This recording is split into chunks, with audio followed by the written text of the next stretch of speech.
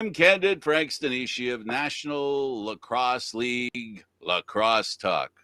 Welcome to the Spanglish World Network on Zingo TV, channel 250. Please remember to download the Zingo TV app at the respective app stores for iOS and Android devices. While you download, make sure you rate and leave a comment. Both apps are absolutely free. Zingo TV is available on Google Chromecast, Amazon Fire TV sticks, Roku sticks, and also on all smart TVs 2016 forward. Now joining us on NL Lacrosse Talk, our usual co-host, Gary Grube, and our special guest, Ron Klausner. He is an internet genius. I have to tell you, that's the first thing I figured out as far as I'm concerned. So, how you doing, Frank? I appreciate it.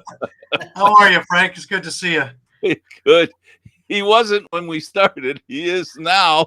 He's looking great. Hey, Ron. I learned a lot. What can I say? Ron, welcome to the program. And always our first question that we like to ask for those that play the game, what got them into it? What was the attraction? How did you find yourself in love with this game? Well, I'll start with thank you so much for having me, guys. It's really an honor and a privilege to be here. And, regarding lacrosse, the funny thing is that I got started in Long Island where I grew up. We had there were towns that actually offered youth lacrosse, but very few did. The closest one to me was a town called Massapequa, and they were about 10 minutes away. And I wasn't really into it. I was a baseball player back in the day, so I didn't really know much about lacrosse. And then when we went to junior high, which was 7th grade, I was about 12 years old, it became a decision. Which way do you go? Do you go towards playing baseball? Do you go towards playing lacrosse? So I wound up, all my friends, close friends, all decided to play lacrosse. And I just bought a stick from one of my friends who decided to play baseball. And that was the start of everything. And believe me, I was pretty bad back in the day as far as lacrosse is concerned. Talent-wise, skill-wise, I never picked up a stick before. So, and even athletically, I was bigger and, taller than a lot of my friends. But, I still had no idea what the game was about and started to learn from there. My years of junior high lacrosse were uneventful. Needless to say, I was, again, not very good. And there's a lot of things that I teach now with lacrosse had to do a lot with how I started and how I learned the game, and then the discipline you take to actually work hard at it to then get better at it. So what's kept you in the game? The love of it. You know what? I'm going to tell you, probably not just the sport itself, but the people that we meet, whether it's local, nationally, internationally. I've had a lot of friends, again, from all over the world that played lacrosse that I probably wouldn't have the chance to meet if I did not play. And it's about giving back too. What I've learned about lacrosse, one of the most important things, at least to me, was giving back what was given to me.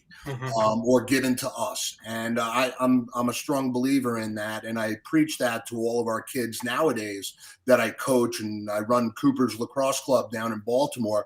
It's about giving back. And that's what's kept me in the game. And look, the pure love of the game is it's a beautiful sport. And it's something that I hold dear to my heart. Now, when you were in junior high, you're saying it really didn't catch on. But by the time you hit high school, you obviously, something clicked, because at Wantagh High School, you were a first team All-Star in Nassau County, chosen for the North-South All-Star game. So obviously something between junior high and high school, something clicked. It's funny. It's funny you say that, because, coming through 10th, even 11th grade, I wasn't a starter as an 11th grader. So at going into my senior year, it was like, now's the time. And I was a basketball player more than anything. So I was a point guard on the basketball team. That's where I got recruited to play a lot of lacrosse in college, a lot of basketball, in college. And so I was on that sort of momentum, sort of getting looked at for basketball. I was a 6'3" point guard. We played in a tough conference in high school, so I had to cover a lot of guys.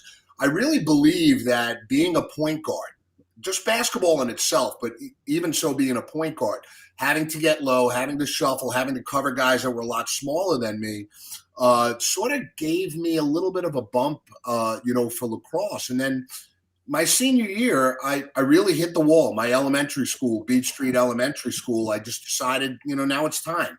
I went from having, honestly, average at best stick work to having exceptional stick work all over a course of about 2-3 months of just pounding that wall consistently. And that's what took me from one to the other. Now, another little quick story on that is we had a basketball game. We were in the quarterfinals and I had a cover guy named Mike McGee.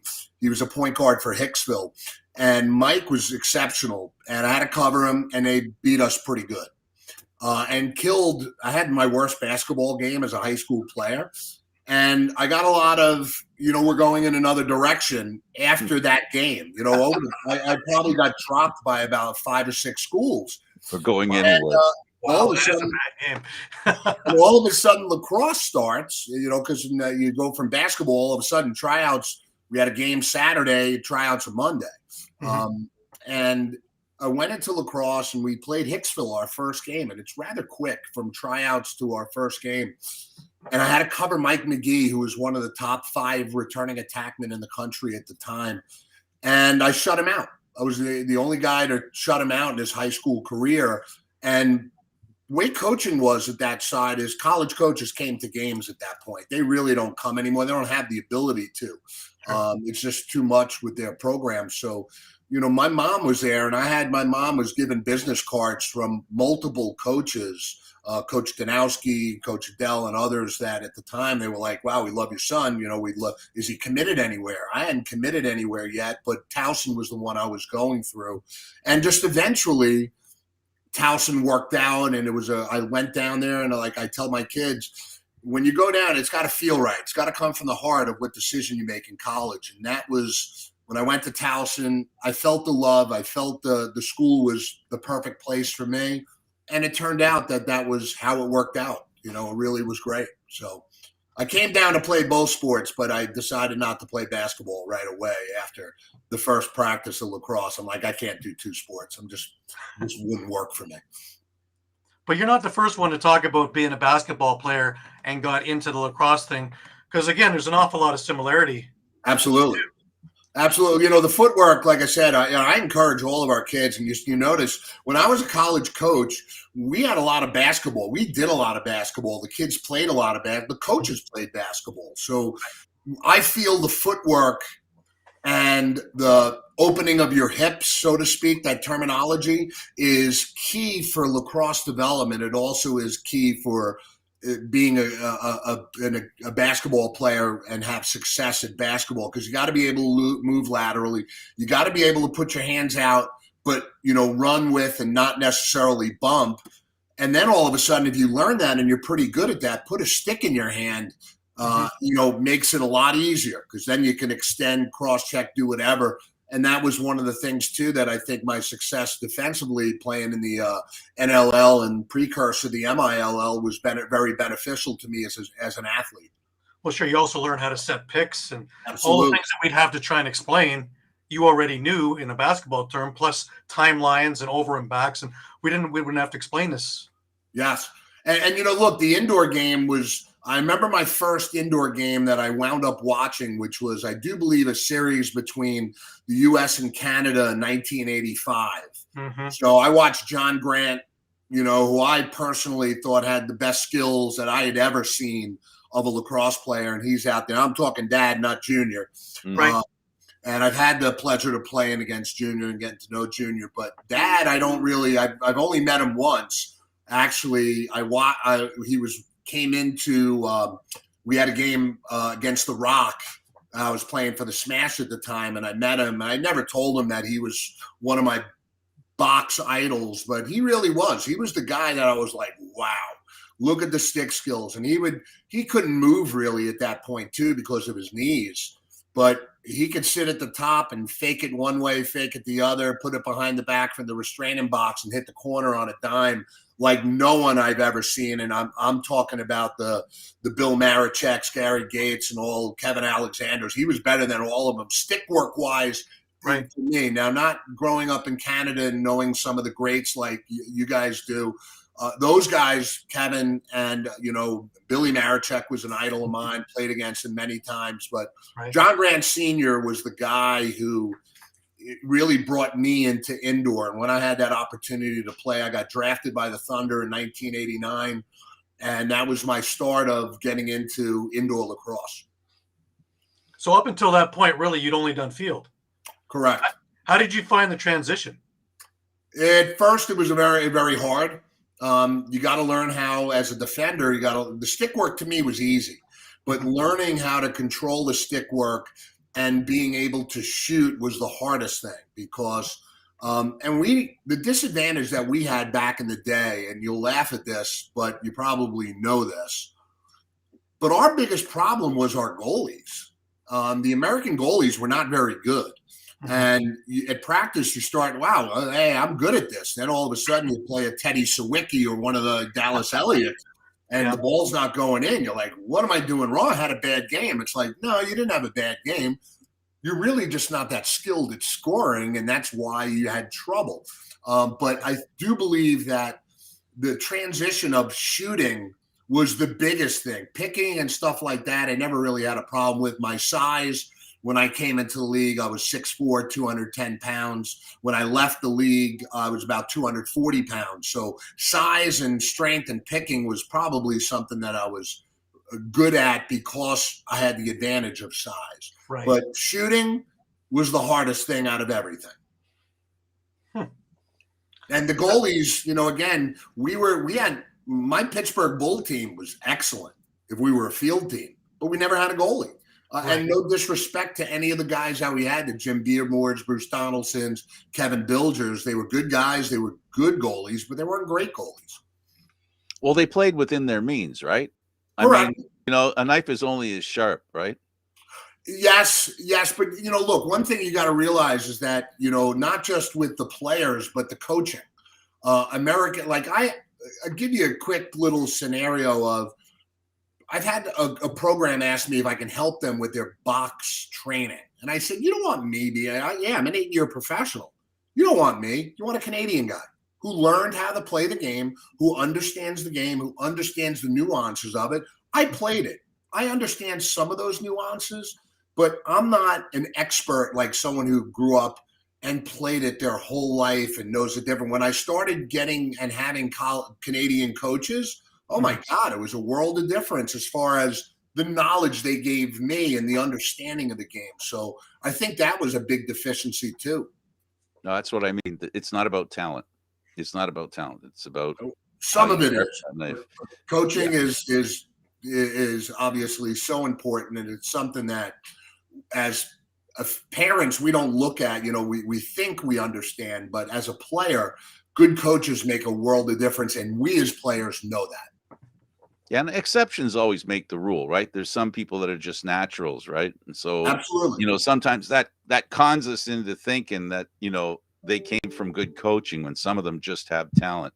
But coaching's really important. We've talked about it here and how important the progress in the game, how it's moved and how it's moving towards being something more friendly to young players growing up and becoming older players. And, when you talk about coaching and making the sport safer for people, more, making it more of an attractive sport for parents to bring in. I mean, violence is great. It sells tickets, right?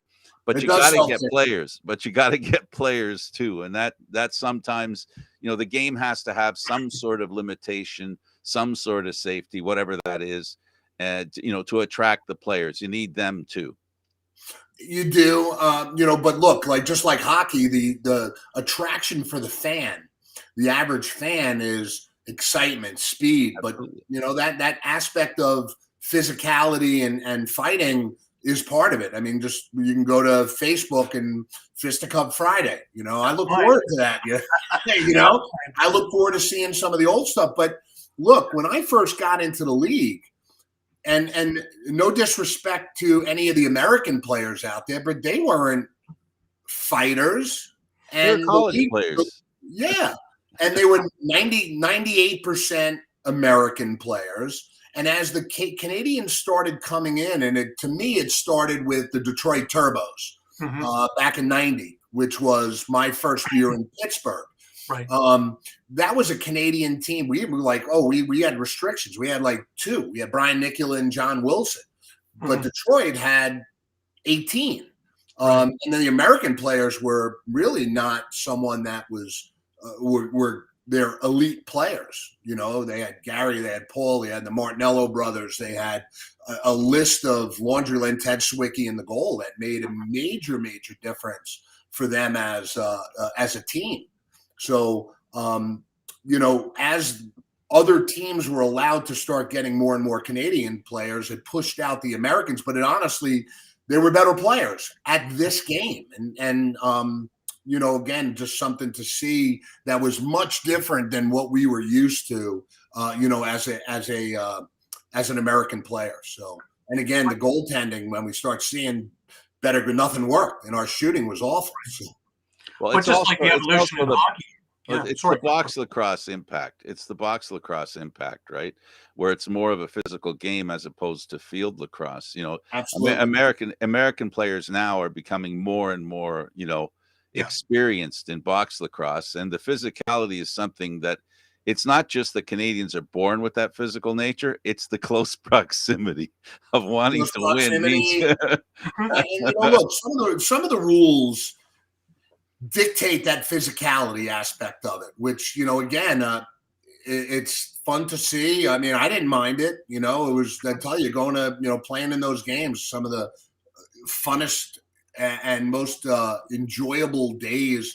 You know, even the after party stuff was great because we got to know a lot of those guys that, you know, on the field, I'm going to tear your head off. After the field, everyone wants to have a beer together. And it was really enjoyable to watch that progression of the integration of both the American and Canadian players and creating a great environment, both for the player as well as the fan. Yeah, you've said what we think and what we believe, and that is that the better opposition you play against, the better you are. And essentially that's what's necessary, right? To make the game better. To make the game better and make it not just better, but more exciting, you know, because look, we're trying to get our sport to be on the center stage worldwide. It's done a very good job, but the progression has been very slow.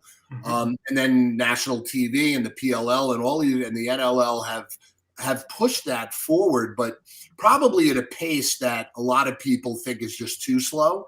I like the progression. I like what we're doing. I love the indoor game. It's been part of my life. I push it with a lot of our family members. We do a indoor session. Now, I can't get guys to go out to. You know, that's the difference. The Canadian kids want to go.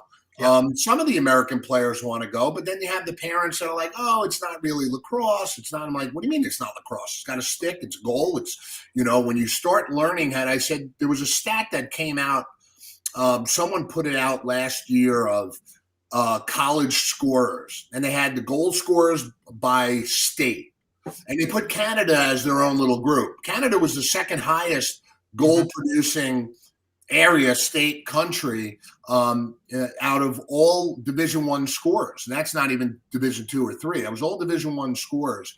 They had it higher than Maryland and others. I'm like, guys, look, all of these kids, really very few learn how to play field lacrosse first. It's always box lacrosse. They learn those skills. They learn the shooting. They learn all of those aspects of lacrosse, and then combine it with the openness of field lacrosse. That's why you have so much success. But the hand skills are just amazing watching these guys growing up in Canada, coming here in the States. It's so fast, so quick. And like I said, one of the guys to me, I mean, I know he played box growing up, but Bill Marachek, I mean, that guy can catch anything on the crease and score. And you're like, how did that go in? And you could tell part of it was box training because he learned how to shoot on a small goal. So goalies, if he caught it within 5 yards, I don't care how many guys were on him, he was scoring. So box lacrosse is what basically, you know, how we just talked about basketball, totally understandable. The way the game's played, positioning, you know, zones, all that stuff. Yeah. But hockey and box lacrosse have a very tight relationship, and that's part of why the Canadians play so tough, because it's also basketball sort of like by the court by the system is the system, but the heart of the game, the physicality is an association with hockey. It takes it from hockey, that physicalness that you don't see. And it works though. Yeah, no doubt. Just like hockey, the Americans were behind the Canadians, and now as it's evolved, they're pretty much on par, if not even a bit ahead. Well, I wouldn't say ahead, but year to year, it's back and forth now. Well, now at least they're producing, like when you talk about some of the best players, some of the Americans are reaching some of those goals, which is great. But they're also happening in box lacrosse now as well. Some of those Americans are starting to make it to the upper echelons and being spoken about. Yeah, and it's good to see, because I think the expansion of the game is great. How obviously over the years, the indoor stuff, as far as the world games, as far as world indoor games, I think has helped promote the sport tremendously. Yeah. But, again, my biggest problem is, two areas that are huge in lacrosse, which are New York, Long Island, and Baltimore, struggle with professional indoor lacrosse because a lot of the purists like it's not lacrosse. And I never understood that question, that reply, that answer of it's not lacrosse. Sure, it's lacrosse. It's different. There's nothing wrong with different. I don't know if you guys know, but originally the MILL, the vision of those guys was for players to play on roller skates. Yeah, Bob Taring was one of our guests, and he went through the whole oh my God. trying to find people to do this. And yes, roller skate. I mean, it didn't make any sense, because the owners of the league at the time, Chris Fritz and Russ Klein, I mean, they did the big promotions with the truck haulers, whatever those. I'm blanking on the name, but that's who they were. They were promoters. So they're going to promote lacrosse, and people were like, "What are you talking about? Let us play." It's not going to work. I'm waiting for somebody to dawn on them to play lacrosse on skates. That I would like to see.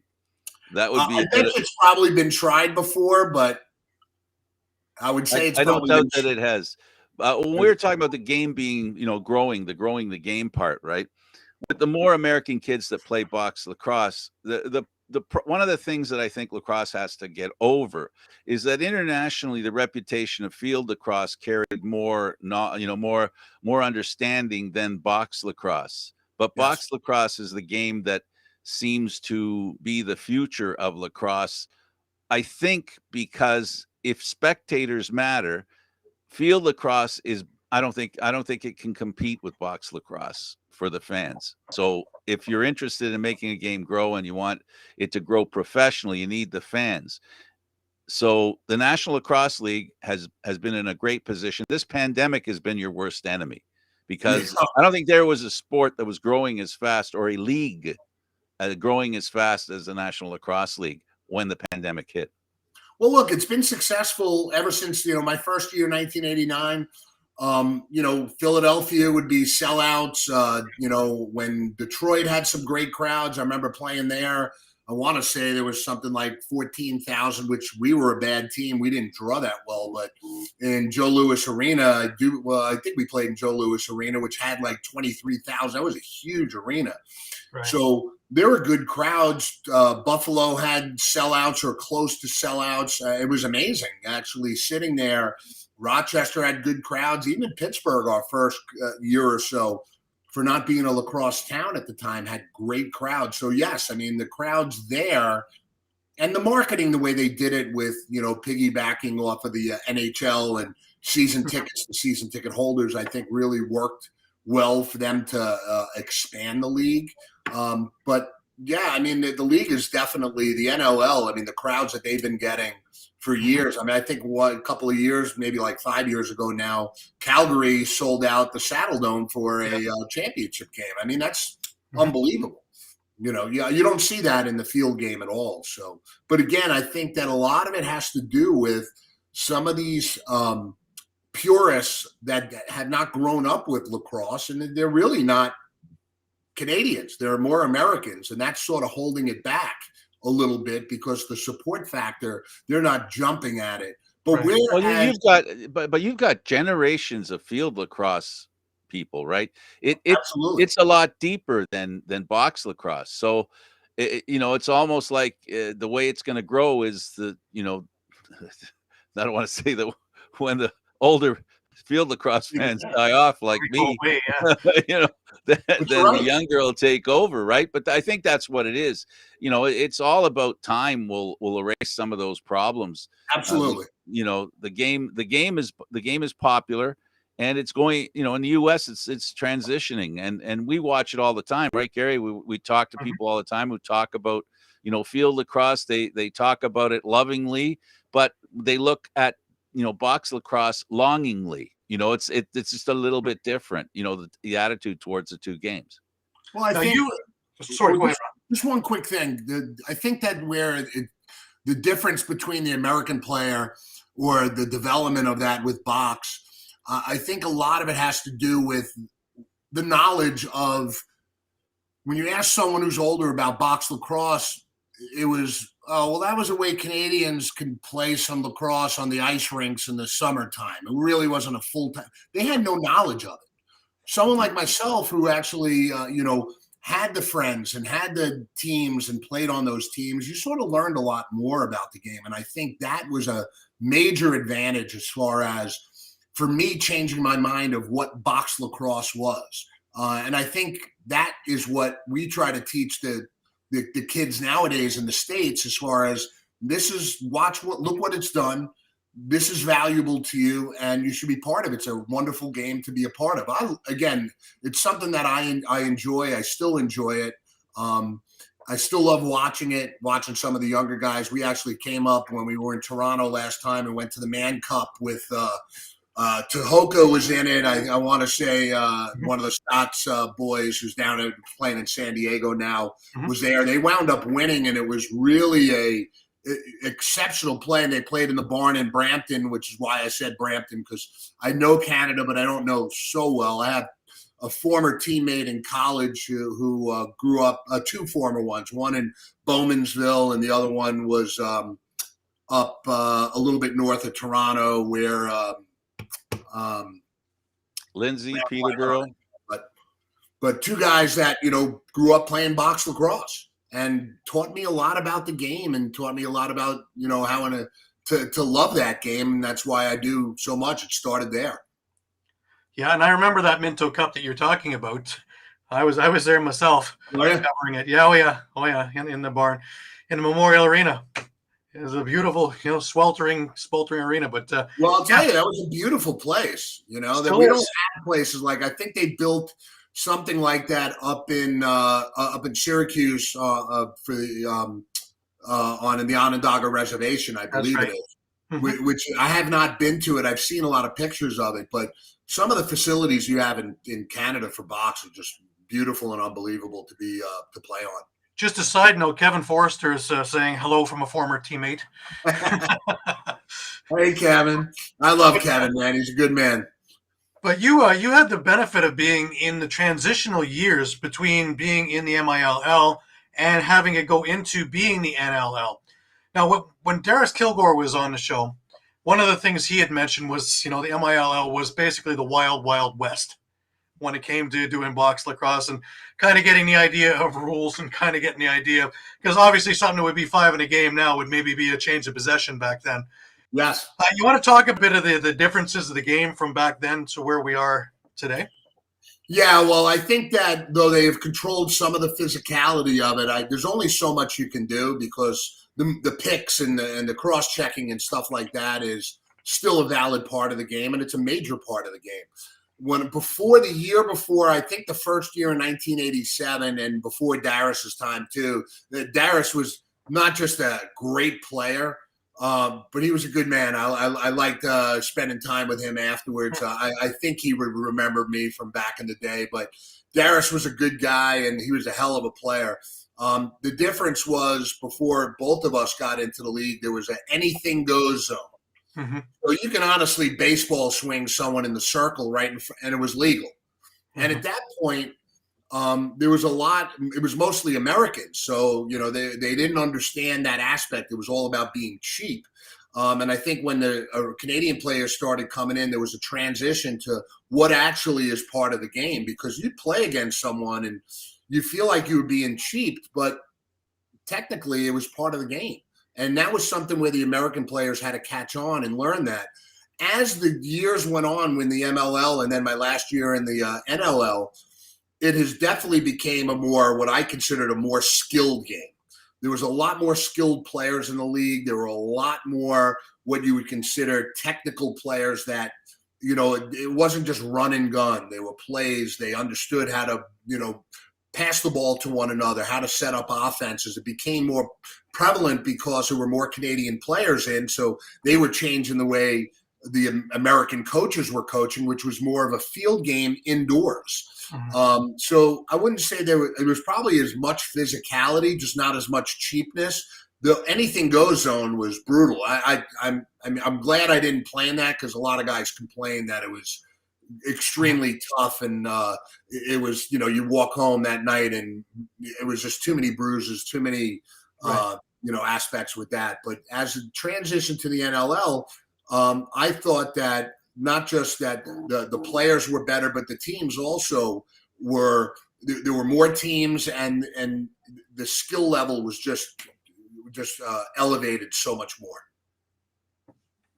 Right. Well, Bill Fox had given me a couple of the rule books, and you look at the old MLL book, and it was about this big, and then you look at the NLL book from say 2010, and yeah, they've added a few rules in just to try and protect player safety. Well, yeah, you got to protect the players. I mean, the hard part about protecting players is you could throw rules in there, but we don't. I'll be honest with you, I've never read the rule book in the MILL. The NLL book, if it's that much thicker, I don't know how many guys are reading it that understand it, because you watch it like, wait, what's that call? And it's right there in the book. But we as players, unfortunately, but we had a different problem too. Is the summer leagues and the winter leagues all had different rules. Absolutely. So referees weren't knowing which ones to call. Players weren't knowing which ones to play. So we need to get one thing that they need to do now, I think, is to get more of a streamline on all the rules, so the referees can do it, the players know, coaches know. Well, we have that issue in the States with high school lacrosse. So there's federation, there's like the old international kind of rules, then there's the aspect of college rules. So how the MIAA, like right here in Baltimore, the MIAA conference, well, they use college rules. So shot clock, all the other stuff. The other county schools and the other state schools do not. So you have refs going, from one to the other. Youth is even worse, because you have 3 or 4 different sets of rules. So yeah, we need something more standard. And you know what? There's nothing wrong with kids playing a little bit faster game instead of all the whistles. I don't mind it. I'd rather them learn at a younger age. The transition period is very long, because we do too much controlling the rules when they're really at a time frame that they should be expanding to more of a central rule, whether it's indoor, whether it's field lacrosse. We all should be playing something that's very similar, because I feel for the refs. They have a hard time transitioning from one to the other. And a lot of times they'll combine rules from one to the other, and you hear it after the game. I messed that call up. Sorry, coach. That was my fault. It doesn't help during the game, but at least guys are learning how to sort of streamline everything and make it better for everyone. Well, that'll make the game faster. If the rules are understandable, in other words, if you know what a referee is going to call, you're going to play according to what he's going to call. The game gets longer when the players really don't know how the calls are going to go, because, the game's going to stop because of whistles, because of penalties all the time. I agree with you. Just, that's we've realized from our experience talking to everybody, right from the top in the NLL to the youngest players, the better the rules are understood, the better the game is. And unfortunately, that uniformity that we're talking about, to make it more palatable for the younger players, you have to have a compromise, right? You can't have, rules that are great for the NLL, because you want, like you were saying about attracting the fans, and the fans love it. Right. If you're thinking about the game in the big picture. So that's the challenge they've got is, the big picture, the small picture, and how it all can look alike. I don't envy what they're trying to do. The players too. The referees, you're right. I totally agree. The referees have a tough job, but we also got to make it easier for the players to play too. I just want to throw that in. Yeah, no, you're right. 100%. Now I want to go back a little bit. Now we're talking about Towson and them. How did you get into coaching after your couple of years of playing there? Now you had a storied career there. You made it into the Hall of Fame there in '99. What had you decide that now I want to go coach? Well, great question. And it's something that to me, twofold. It starts with both my parents. Both my parents were teachers, so the aspect of teaching and learning and understanding of how to convey knowledge and pass it on was given to me at an early age. And that was, I could thank my parents for that. They really did a great job with making me understand the value of knowledge and learning. So I always had that. When I went to college, I actually was going to try to get into the Secret Service, and I had a couple extra classes to take, and I wound up being asked to coach at Loyola high school for their 7th grade team. And I was like, let me get into coaching. And I think that is what gave me the bug. So I really enjoyed it. It was a different aspect from coaching, from playing, because you're on the different side. Now you're listening, you're doing the talking instead of listening.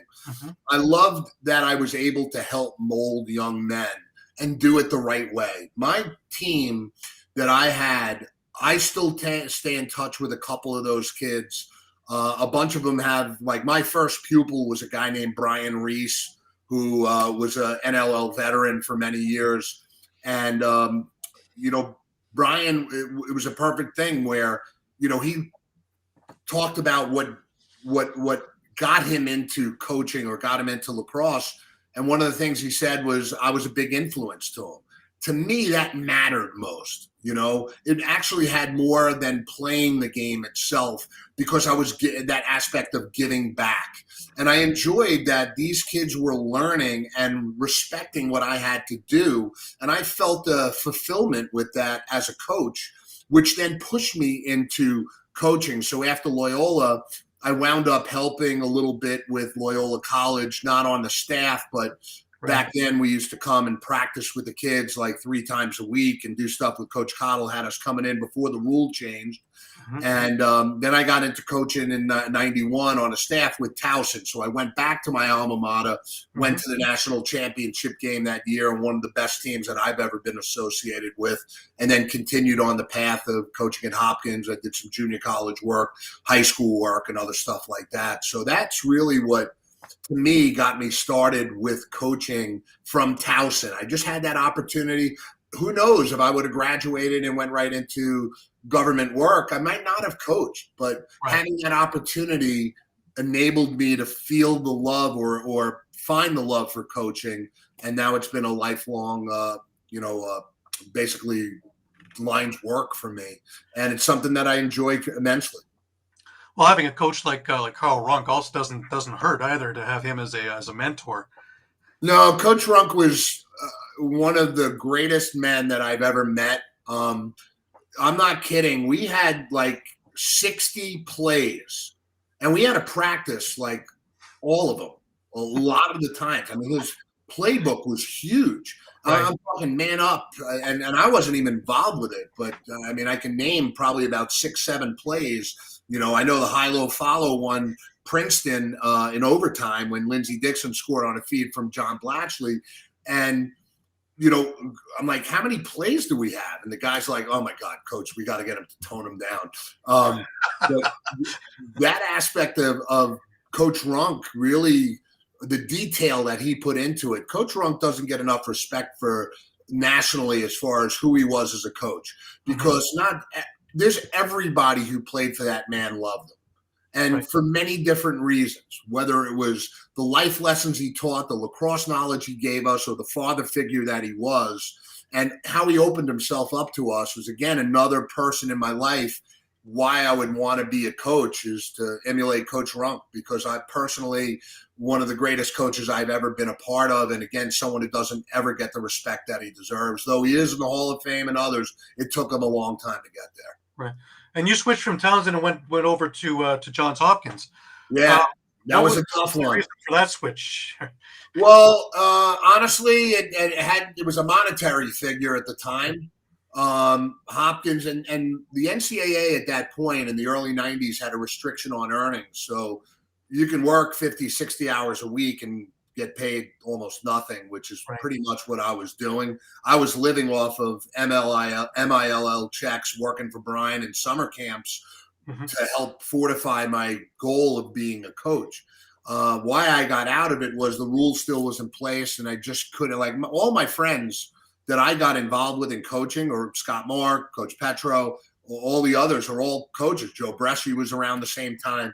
They're all college coaches. They stuck with it. I unfortunately went into the youth side of it, which has been enjoyable for me. But that was why one of the reasons why I went there was when Coach Petromalo was at Hopkins and I was at Towson.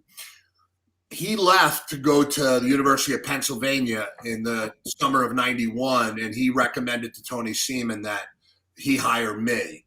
Tony and I talked, and then I went over there because Towson wouldn't pay me what Hopkins would. Towson honestly didn't have a budget to do that. So, and it's not like it was a lot of money either. So if I tell you it was $4,000, I am spot on for 50, 60 hours a week. Wow.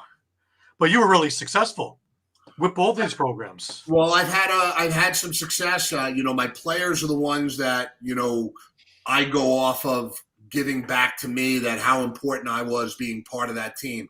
I had it with the Towson guys. I had it with the Hopkins guys. I had it with my Anne Arundel guys. That was probably the group that I was closest as far as coaching, because it was my show. I had the ability, not discussing with anybody else, but it was my show to make the decisions, to make the things. Those guys, a lot of them, I still, to this day, actually, one of my players actually works for me now as a coach. So it's about leaving that I guess that positive influence to them to have them want to come back. And I think that we went to the national championship game at Anne Arundel Community College too. So I went to 3 Final Fours, 2 championship games during my coaching career. And I've left a line of guys that thankfully respected me for what I did and how I helped them. And a lot of parents were very complimentary to me over the years. And that's, again, another reason why I've stuck with it, because if you're making a positive influence on younger men, then you're doing the right thing. And you got to keep more people that are doing a positive thing out there involved in the game. Sure. Now let's talk about your induction into the Hall of Fame of Townsend. Talk about the honor and all of that. For me, it was a huge honor, because I got inducted on my first year of eligibility, which was great. Towson means the world to me as far as my school. So being honored in that manner with some of the other guys who have been a part of that, some of my teammates, even in my year, actually, the guys that I went to school with, only I do believe 2 or 3 of them got in my time frame that I was there. A few before, a few afterwards, but it was a huge honor to be recognized by my school. It's humbling. And it's something that to me means everything to me, because I'm a Tiger through and through. Right. That didn't happen when I was at Hopkins. I really got a lot of flack for that over the years. I also, being Coach Petromalo's close friend, I would go and sit on the sideline for his games. I don't wear Towson gear. I'm going to wear Hopkins gear. And I've gotten calls from the administration at Towson because I'm a profile athlete, former athlete at Towson, and I'm wearing Hopkins gear on the front page of the Baltimore Sun paper. Sure. I'm like, guys, you're going to make me choose between my best friend and my school? That's not fair. I'm going to tell you, I love Towson more than anything, but Towson wouldn't have won that battle. My best friend's my best friend, and he's been there through thick and thin, and I'm going to support him. Just because I wear a shirt doesn't mean anything. I even I said when LeBron was interviewed after a big championship game for Cleveland. He had a Yankees cap on. Right. Does that mean that he loves the Yankees? Like the cap. I'm going to support my friends. So Sure. I love Towson. Honor was huge. I also, I don't know, but if you know, but in 2017, I was inducted. 2016, it might be 5 years now. I was inducted into the Long Island, New York Metro Hall of Fame, and that to me was just as big of an honor because I live down here in Maryland now, but my roots in New York. I never forget that. And being honored up there finally in front of friends and family probably was even a bigger event than being inducted to Towson because of, my friends growing up. I mean, they're the ones that missed out on a lot of my stuff at school, but they had the ability to be part of that induction up in New York, and that means the world to me. You have to be very pleased with, we talked about what brought you into the game. We know a bit about what's kept you in the game. What are some of the memories that we talked about a couple, but any memories that we've left out that you'd like to give us right now that you've had playing lacrosse? I've had a lot of great memories, whether it's winning championships on the club level, or a college level. I never won a national, but I've won conference titles. As a player, I won multiple titles but the things that actually stand out to me more are, and sometimes you might even laugh at them, but they're the times that like we traveled to Victoria as a group to play in the Brogdon Cup. That to me was, going from, guys that I knew from Canada, but, we don't see each other all the time. Right. And now all of a sudden we go up and we're spending time and hanging out and doing those things. I think the travel, the people are probably what I remember most or will remember most about lacrosse. I think the friendships and things that I built over the years has meant more to me than even, again, winning a championship or rings. Those are important, but even with the championships, it's the people that are involved with them that meant more to me. My successes as a coach and a player are owed to, all the people that have been around me because they've been supportive of me as an athlete, whether it's a student athlete or an adult. I think those matter most. I think that winning a national championship for Mount Washington Lacrosse Club as a player was very, very strong and elate. I think going to the championship game as a coach at Towson was probably one of my highs as a coach. And then as a player at school, I think one of the biggest things that to me was our first conference championship that I had been able to be a part of. And, just the excitement that your friends, that you're part of your classmates and everything, that you can enjoy that yourself meant more to me than a lot of the other things that, again, that are associated with our sport. So it's more, the accolades and all the other stuff are great, but it's the people that I've met over the years that have been a part of my life that's been the most important thing to me. Kevin Forrester, you mentioned him before. Kevin's a good friend of mine, man. I love him, and I wouldn't be as friendly with him if we weren't teammates for the Bulls all those years and played in tournaments and things of that nature. So it's it's the people more than anything that matter. And I think lacrosse more than anything, I love the people in lacrosse. I think it's so much different than any other sport. It's why it's so special. Now, I'd be remiss in asking. You're wearing your Cooper's lacrosse sweatshirt. Let's talk about the program. When did it start? How did you get involved? Well, back to my friend Coach Petro. Our kids, I started coaching at Maryland Lacrosse Club, which was a rec program back in Baltimore. It's funny because I coached basketball, I coached some other stuff with our kids, and David's twins and my youngest are the same age. They're 3 weeks apart. They're cousins because we've done everything since we're kids. And those guys all got started at the same time. And I said, the one sport I don't want to have influence in or I want to stay away from was lacrosse. So I said, Dave, I don't want to coach. I don't want to coach. No worries. You're not going to coach. I'm just going to find out. We'll find a club. So he calls me back like a couple of days later, says, I found our spot. He says, we're going to MLC. And as a club player, MLC was our biggest rival, and we couldn't stand those guys. So as lacrosse team, the guys itself were fine, but you don't like the team. I'm like, MLC? Oh no, how can you do that? He's like, all right, we'll do it. He's like, oh, by the way, I volunteered you to coach. That's what got me back into youth coaching. So we started that probably around 2008 with MLC, and then as it came through, we played 5 years, and Dave's like, it's time. It's time to do club. It's time to do your club. And we decided to start Cooper's Lacrosse Club. My partner, Patrick Russell, I have two others, Chip Morris and Terry Cheney. We just saw it was the time. And we started with 4 teams in the fall of 2013. We didn't start with high school teams at that time because I didn't want to just pick kids and have them play. It would hurt our image and everything else if we're not very good. So we started with 3rd, 4th, 5th, and 6th grade teams and worked our way up there every year. We've grown every year. I'm hands-on with everything. So I'm hands-on with communications. I do all of them for the club. I do all of the purchasing and everything. I'm a one-man show, and I do have an assistant that helps me with some IT stuff. But her name's Denise, and she does a great job. But I do most of the work with the club. I'm the one who's doing the teaching. I'm the one who's controlling our training. We're doing indoor training now with John Grant and Marcus Holman. Wow. Who they're doing a great job. But our guys, again, back to that battle of indoor. Oh, I don't know. It's not what we do, so I don't want to go. And trying to convince our guys to go play, that's a hard thing. But we've grown it every year as far as from 2013. All of my kids that we started with on our 5th grade team, which was my son, Dominic and Nicholas Petramala, a bunch of other guys, that those 22s were one of the strongest, if not the strongest class and team that that team was ranked as high as number 4 in the country.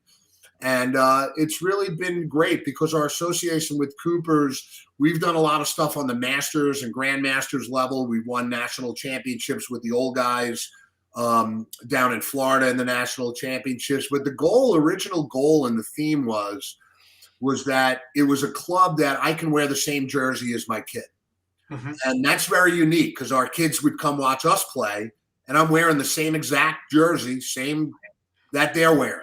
And It was trying to be inspirational to those guys. And I think that's where Cooper's made it different from all other clubs that were around. Yeah, we're part of a restaurant group, but the restaurant doesn't control us like some of the other ones at the time.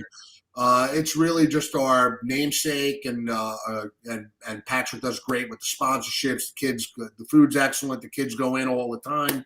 I think that the Cooper's name as a whole, are we the best teams around? No, we're not. I mean, we got to keep building for that. But I have some teams that are very, very good, and they compete on a national level. And it's been rewarding because watching kids, last summer, I'll give you a quick little thing. My son's playing on the 22 team. We ended our last tournament game, and every player across the field, the first one came over, gave me a hug, thanking me. And then all of a sudden, every kid came over, was giving me hugs.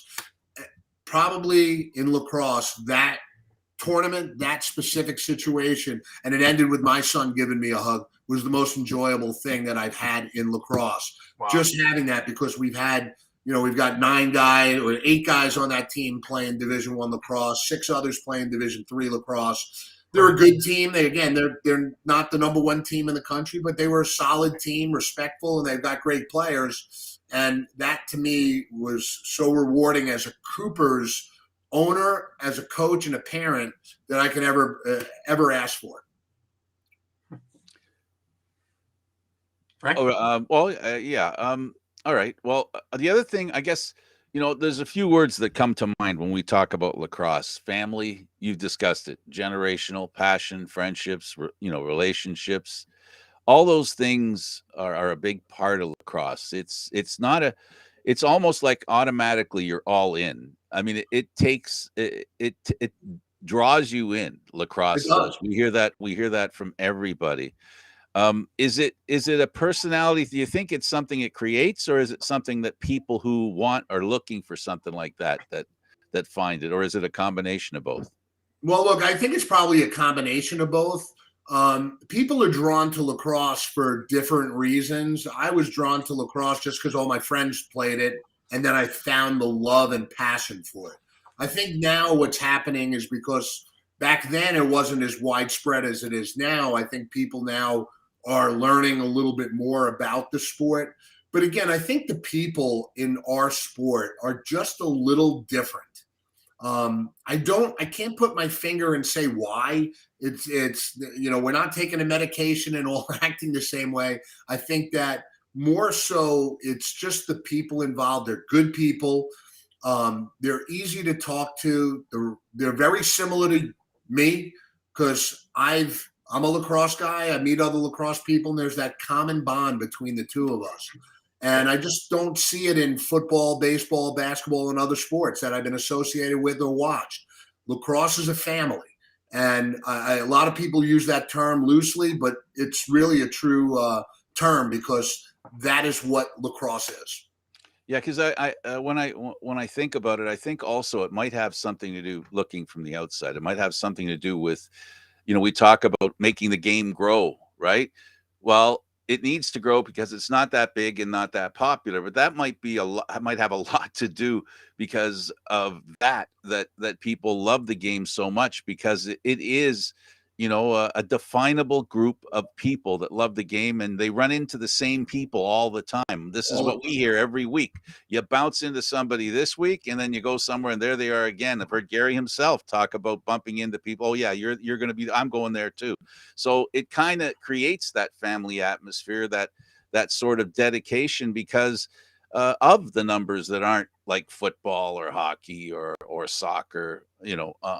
En masse is what I mean. So the smallness of it has its advantages, I guess. Well, it does. It definitely does. And I think that, again, just the people that are involved with it, there's a lot of good people. It's just like everything. Not everybody's great, but from who I've met and the families and people that are involved with it, I felt like this is different from anything else that I've been a part of. And that's, again, one of the reasons why I've stayed and with coaching and playing. God, I've been playing for all these years. I haven't played the past 2, but I'm looking to get back out next year maybe and play. I'm in my mid-50s. Why do I need to do it? Because you love it. And that's why. Absolutely. Gary, you got something else? Just one last thing. There's one more camp I want to talk about quickly is the All World Lacrosse Camp, which you're the director and coach of that as well. Well, yes, but we actually, unfortunately, due to the growth of our sport, we actually had to close it down.